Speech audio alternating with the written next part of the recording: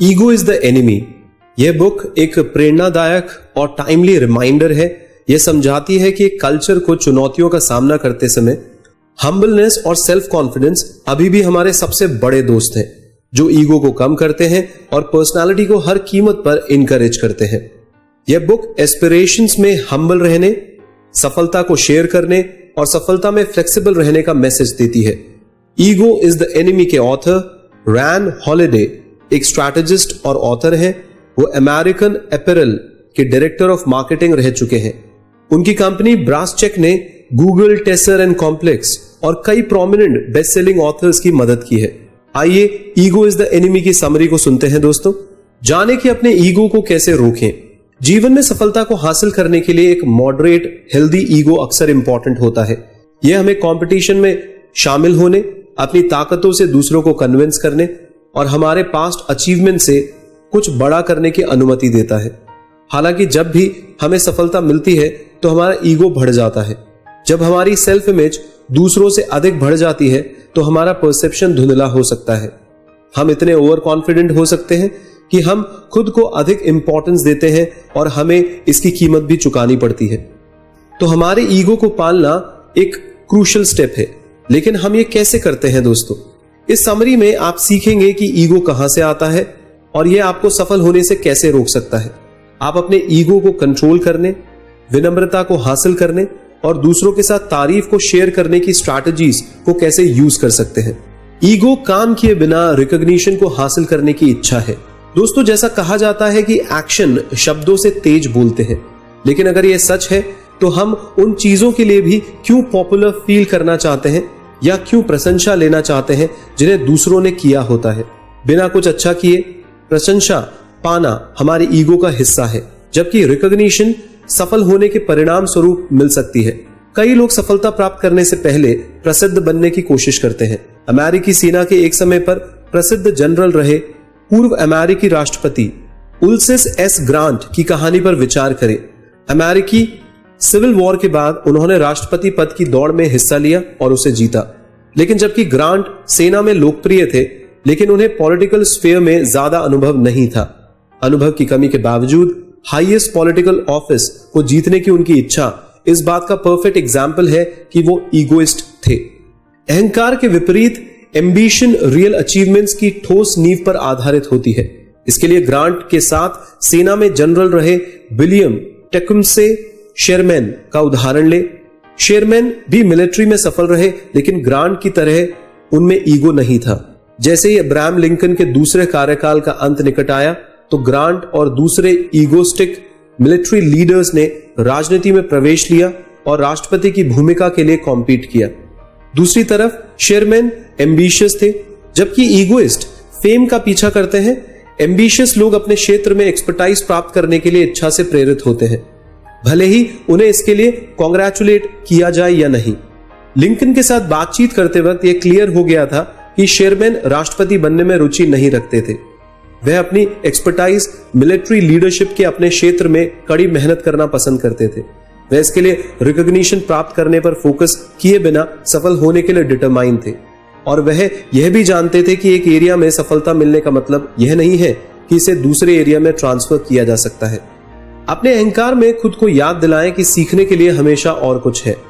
Ancient Greek philosopher Epictetus ने एक बार कहा था कि उस इंसान को सिखाना लगभग असंभव है जो पहले से ही सोचता है कि उसको सब कुछ पता है। यह फिर से हमारे ईगो से कनेक्टेड है दोस्तों। हमारा ईगो हमें बताता है कि हम कुछ नया सीखने के लिए बहुत चालाक हैं, लेकिन यह सोचना काफी बचकाना है दोस्तों। पर हम इसे दूर कैसे कर सकते हैं? अगर हम खुद को नम्र रखना सीखते हैं तो हम ऐसा कर सकते हैं दोस्तों। तो इस तरीके से हम अपने ईगो को कंट्रोल कर सकते हैं। खुद को ऐसे स्टूडेंट के रूप में देखें जो सीखना बंद नहीं करते हैं। यहां तक कि यदि आप जो भी करते हैं उस पर आप अविश्वसनीय रूप से अच्छे हैं तो भी आपका ईगो आपके लिए बेहतर साबित हो सकता है। आप खुद को यह याद दिलाने से रोक सकते हैं कि हमेशा कोई ऐसा व्यक्ति होता है जो आपसे बेहतर होता है। गिटार वादक किर्क हैमिट का उदाहरण ले लीजिए। 1980 में मेटालिका ने उन्हें बैंड में शामिल होने के लिए पूछा, जहां उनके म्यूजिक टैलेंट को चमकने की परमिशन मिल सकती थी दोस्तों। लेकिन हैमिट को पता था कि भले ही वे सबसे प्रसिद्ध रॉक बैंडों में से एक का सदस्य बन रहे हैं, अभी भी काफी कुछ है सीखने के लिए। हैमिट वर्ल्ड रिनाउंड गिटारिस्ट वेर्तुसो जो सैतरीनी का स्टूडेंट बन गए और ऐसा करने में उन्होंने अपने गिटार स्किल्स को एक नए लेवल पर ले जाने में सक्षम बनाया। हैमिट एक बेहद प्रतिभाशाली साथी के साथ काम करके नम्र रहने में सक्षम थे, जो आपके अहंकार को कंट्रोल करने का सर्वोत्तम तरीकों में से एक है दोस्तों। यदि आप खुद को याद दिलाना चाहते हैं कि आप हमेशा कुछ और सीख सकते हैं, तो आप अपने लिए एक हाईली स्किल्ड मेंटर को पा सकते हैं। लेकिन किसी और के साथ काम करना अधिक टैलेंटेड रहने का एकमात्र तरीका नहीं है, आप एक टीचर भी बन सकते हैं। तो यह जो स्ट्रैटेजीज हैं जो martial art expert Frank Shamrock के द्वारा लागू की जाती है, उनका मानना है कि विनम्र रहने वाले लोग ना केवल अपने जैसे बल्कि अपने से बेहतर स्किल्ड वाले लोगों के साथ अच्छी तरीके से ट्रेंड होते हैं, बल्कि उन्हें बिगिनर्स को भी ट्रेन करने के लिए समय निकालना चाहिए। यह फाइटर्स को अपने में स्पोर्ट्स के स्किल लेवल्स का फुल स्पेक्ट्रम लेवल समझाने की अनुमति देता है और साथ ही साथ उनकी ईगो को भी चेक करता है। प्राइड हमें उन चीजों के बारे में चेतावनी देता है जिन्हें हम सुधार सकते हैं। आइए इसको डिटेल में समझते हैं। कल्पना कीजिए दोस्तों कि क्या होगा यदि दुनिया के कुछ महान इन्वेंटर्स अपने अर्ली अचीवमेंट्स की सफलता को अपने सर पर चढ़कर ले ले। उदाहरण के लिए यदि स्टीव जॉब्स ने एप्पल II कंप्यूटर बनाने के बाद अपने सम्मानों के भरोसे आराम करना चालू कर दिया होता, तो हमारे पास आज आईफोन या आईपैड या आईट्यून्स नहीं होते दोस्त। तो ऐसा क्यों है कि कुछ लोग सफलता पाने के बाद, और जो छोटी सी सफलता होती है दोस्तों, उसको पाने के बाद आराम से आराम करते हैं। सम्मान मिलने के बाद आराम करना हमारे प्राइड का परिणाम है दोस्तों। प्राइड और ईगो एक ही बात नहीं है, लेकिन वे निश्चित रूप से एक साथ आते हैं। प्राइड हमें ईगो को जस्टिफाई करने में मदद करता है, जिससे हमें अपनी एक ही सफलता से इस तरीके से महसूस होता है कि हम कितने खास हैं। हम अपने आप को पीछे देखने में इतना बिजी रखते हैं कि हमारे पास इंप्रूवमेंट के लिए जगह नहीं होती है, या हम बिलीव नहीं कर पाते हैं कि हम अधिक चीजों को हासिल कर सकते हैं। प्राइड हमें सिर्फ सीखने और प्राप्त करने से ही नहीं रोकता है, यह हमें आलोचना और चेतावनियों को अनसुना करने और ओवरली सेंसिटिव बनाता है। प्राउड लोग डिफेंसिव या एग्रेसिव भी होते हैं। अगर कोई उन्हें बताता है कि वह उतने विशेष नहीं है जितना वो सोचते हैं, तो वे ऐसे ही बन जाते हैं क्योंकि उनका ईगो इसी झूठ पर निर्भर करता है। इस फैक्ट का सामना करने के बजाय कि हम दुनिया में जो भी करते हैं उसमें हम सबसे अच्छे नहीं हैं, हम में से कई लोग हर उस सिचुएशन में लड़ने के लिए तैयार रहते हैं जो उनके प्राइड और ईगो को हर्ट करता है। यहां तक कि बेंजामिन फ्रैंकलिन भी एक बार इसके कारण शर्मिंदा हुए थे दोस्तों। अपने होम टाउन बॉस्टन शहर का दौरा करते हुए उन्होंने शहर के सबसे सम्मानित लोगों में से एक कॉटन मैथर की आवाज को अनसुना कर दिया।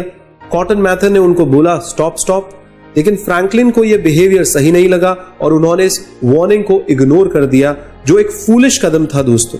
वह सीधे लो डोर फ्रेम से टकराए और उनके सर में चोट लग गई। काम को डेलीगेट करने और अपनी टीम पर भरोसा करके आप अपने अहंकार को चेक कर सकते हैं। आइए इसको डिटेल में समझते हैं दोस्तों। क्या आपको टीम के साथी या कलीग पर विश्वास करने में परेशानी होती है?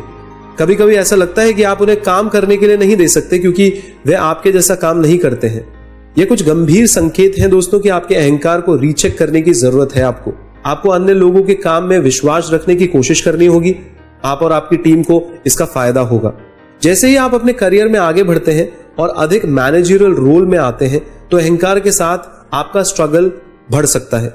हो सकता है कि आप अपने काम के लिए रिकॉग्निशन प्राप्त करने की कोशिश करें, जबकि आपका नया रोल दूसरों के काम को देखरेख करना हो सकता है। हम में से कई लोग अपने उन कामों को भी करते हैं जिन्हें हम डेलीगेट कर देना चाहते हैं। पर ऐसा क्यों होता है दोस्तों? क्योंकि हमारा ईगो हमें बताता है कि हम खुद ही उस काम को सही से कर सकते हैं, बाकी लोग नहीं कर सकते। डेलीगेशन का अभ्यास करके आप दूसरों के काम पर भरोसा करने और उनका सम्मान करने के लिए मजबूर होंगे। आप सीखेंगे कि अन्य लोग आपके काम को वास्तव में आपसे बेहतर टाइम मैनेजमेंट के साथ कर सकते हैं, और आप यह भी देखेंगे कि नई चीजों को करते समय आपका समय कितना उपयोगी हो सकता है। यदि यह आपको कन्विंस करने के लिए पर्याप्त नहीं है दोस्तों, तो ध्यान रखें कि डेलीगेट करने से इनकार करना आपको बहुत भारी पड़ सकता है। वास्तव में वह किसी भी बिजनेस को बर्बाद करने के लिए इनफ हो सकता है। Car manufacturer John DeLorean की कहानी को ले लीजिए। उन्होंने अपनी जनरल मोटर्स की नौकरी खुद की कंपनी शुरू करने के लिए छोड़ दी